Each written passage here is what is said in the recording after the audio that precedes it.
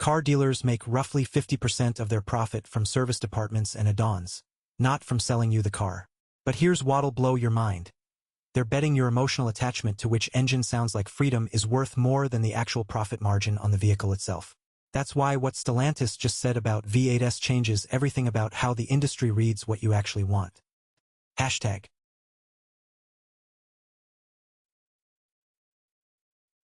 This week, we're seeing the collision of three massive forces reshaping automotive.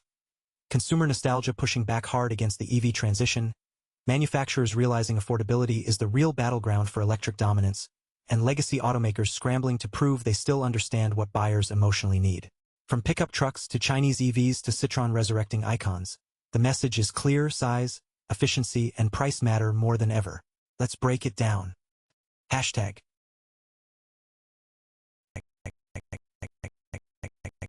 Stellantis CEO just dropped a number that should terrify any truck brand thinking about going all electric. 40% of pickup buyers won't even consider a manufacturer if they don't have a V8 option. Not won't buy it. Won't even look at your lineup. That's massive. Ram brought back the Hemi before Dodge specifically because this data is real. The CEO's argument is clever. You don't have to buy one, but it has to exist on the menu. It's psychological permission, proof that the company gets truck culture. This isn't about raw power anymore. It's about identity. For truck buyers, the V8 is a statement of brand loyalty and heritage. If you remove it, you're not just cutting an engine option. You're saying, we don't believe in what made us. That's why Stellantis is doubling down. They understand that losing 40% of your market before they even walk into the showroom is a losing bet, regardless of efficiency gains elsewhere. Hashtag.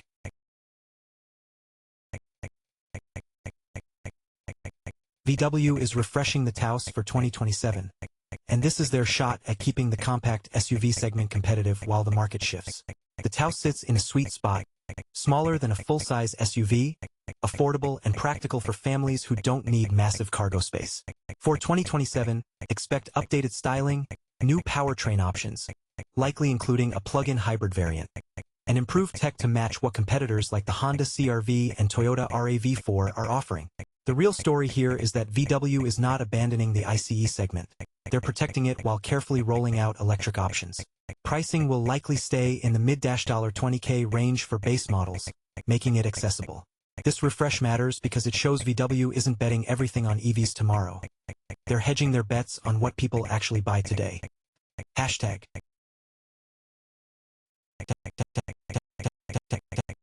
Here's the real talk. Even the best EVs aren't perfect. A family leased both a Kia EV9 and a Hyundai Ioniq 5, two critically acclaimed electrics, and discovered that real-world ownership tells a different story than reviews do. We're talking reliability issues, software glitches, charging reliability, and the kind of small but annoying problems that compound over time. Kia and Hyundai's rapid EV expansion has been impressive on spec sheets, but quality control hasn't kept pace with production volume. For buyers, this is a wake-up call. Don't buy an EV just because it wins awards. Test it in your actual life, check owner forums, and understand that Korean manufacturers are still ironing out long-term EV reliability. The irony is brutal. They're making cars good enough to attract EV converts, but not quite good enough to keep them happy long-term. Hashtag.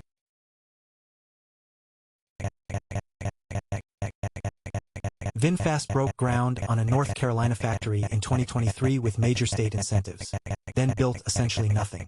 Now North Carolina is suing to get its money back.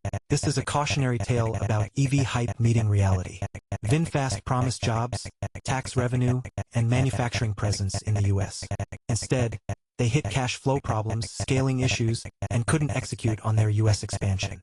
The state gave them incentives. VinFast gave them excuses.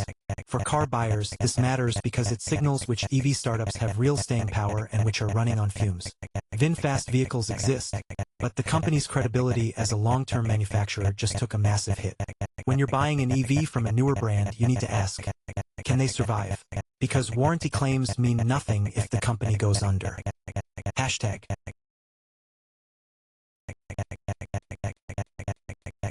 The 2026 Indianapolis 500, the greatest spectacle in racing, is shaping up to be a mix of hungry rookies and seasoned veterans. For first-timers, will race alongside 9 previous Indy 500 winners. For motorsports fans, this is the dynamic that makes Indy special. unpredictability. Rookies bring fresh aggression and nothing to lose. Veterans bring experience and precision. The 110th running will be competitive across the entire field, which means we could see surprise winners or dominant performances. For car enthusiasts, Indy 500 technology directly influences street car development. Aerodynamics, fuel efficiency, engine reliability, and safety innovation all trickle down.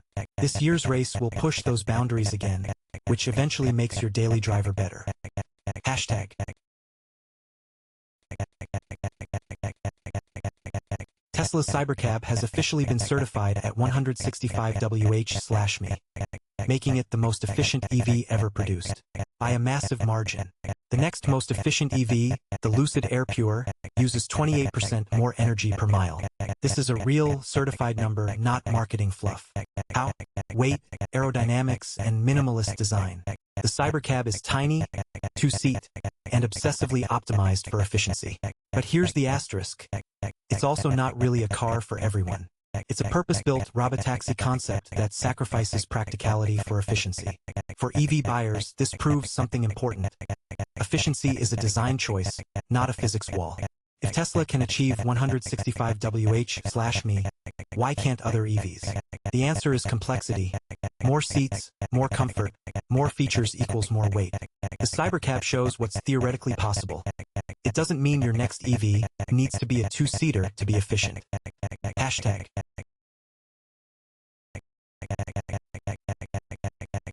Lucid's been spotted testing the Cosmos prototype against a Tesla Model Y, and we finally have real-world size comparison.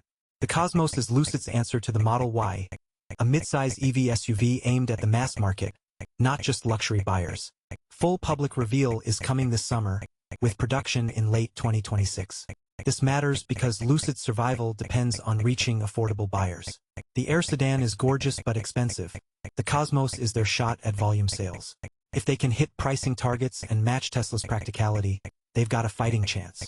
If they miss, they're another EV startup burning cash.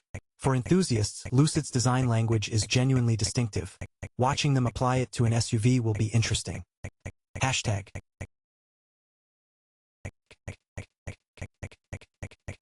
Citroën is resurrecting the 2CV as a fully electric vehicle, priced below $17,500, and made in Europe. Let that sink in. The original 2CV was the people's car, cheap, simple, cheerful, practical. The modern version will be the people's electric car, proving that affordable EVs don't need to be boring or stripped down. This is Citroën saying, we see the gap in the market where EVs got expensive, and we're filling it.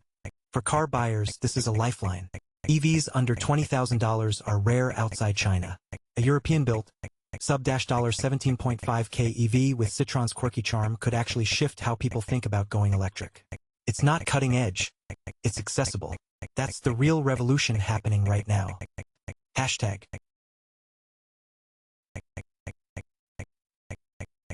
BYD's Great Han electric sedan is almost here, and it's expected to deliver 1,000 kilometers, 621 miles, of range with 5-minute fast charging. This isn't theoretical. BYD is already shipping cars with this tech in China. For American and European buyers, this is a reality check. BYD is years ahead on battery technology and charging infrastructure. The Great Han competes in a segment where Tesla, Lucid, and legacy manufacturers are still figuring out how to hit those numbers reliably. BYD won't be sold in the US anytime soon, trade restrictions, but their technology matters because it sets the global benchmark. If you're waiting for an American EV with 1,000 kilometers range at an affordable price, you're waiting for companies to catch what BYD already has. Hashtag.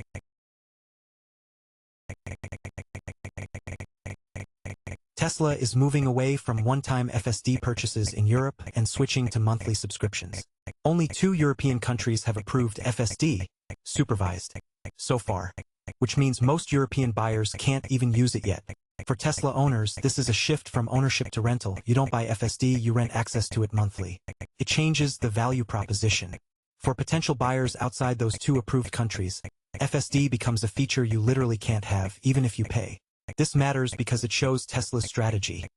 Autonomous driving will be subscription-based, geography-dependent, and constantly evolving. You won't own the capability, you'll rent permission to use it. That's a fundamentally different relationship with your car. Hashtag.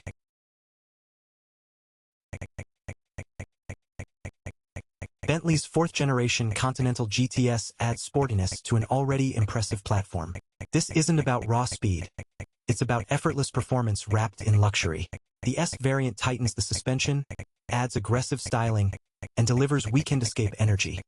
Fast enough to thrill, comfortable enough to not destroy you over distance. For luxury car enthusiasts, this is Bentley's answer to, I want performance, but I also want leather, quiet, and sophistication. It's the sweet spot. The Continental GTS proves that you don't need a hardcore track car to feel connected to the road.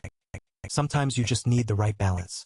It's aspirational automotive design meeting real-world usability. Hashtag.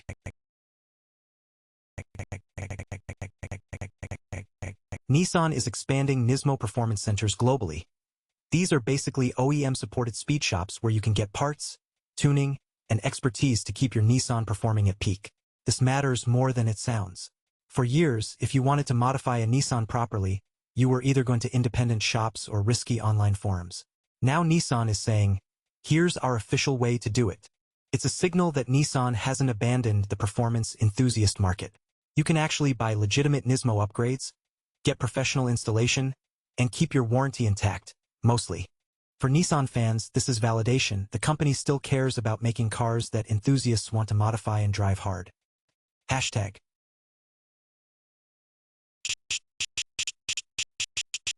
This week tells a story about a car industry in identity crisis. On one side, you've got 40% of truck buyers saying, I won't even look at you without a V8. Emotional attachment to mechanical heritage is real. On the other side, Citroën's $17,500 electric 2CV and BYD's 1,000 kilometers range prove the future is already here.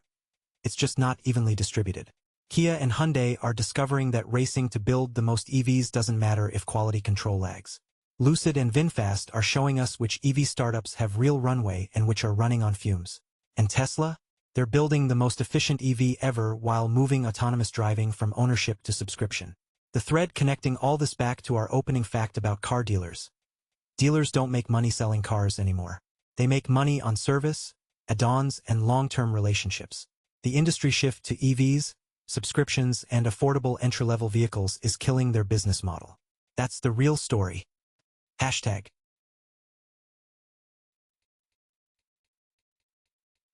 Here's my question for you in the comments. Which story this week shocked you most? The 40% of truck buyers rejecting brands without V8s, or the fact that even critically acclaimed Kias and Hyundais have real reliability issues? Let's debate. New episodes of This Week in Cars drop every week. So hit subscribe and enable notifications so you don't miss the stories reshaping automotive. Thanks for watching.